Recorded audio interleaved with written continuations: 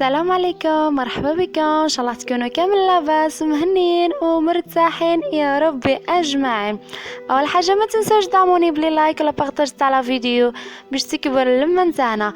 الوغ باش ما نطولش عليكم نبداو في الفيديو تاع اليوم اللي هو نصائح لكل انثى.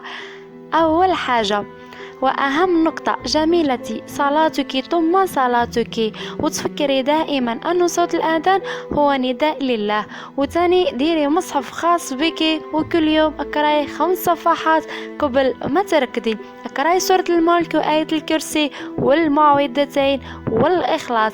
هكا حبيبتي مع الوقت راح تحسي بسعادة كبيرة وطمأنينة وتحسي بوجود الله معك.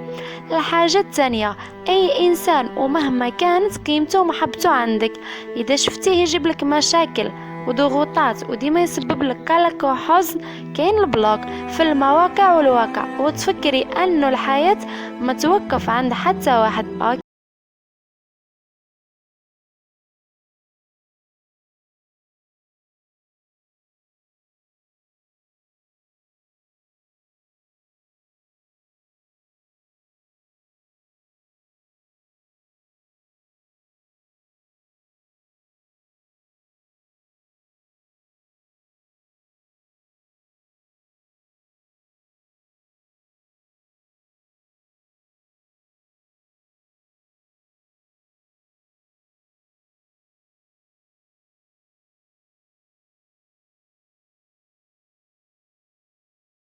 وفي الاخير نقولك خلي كل يوم ساعة ولا ساعة ونص روحك، يعني روحي ديري دوش لله وديري ماسكات لبشرتك، وكي تخلصي ديري ميكايب يوم عليك زلة.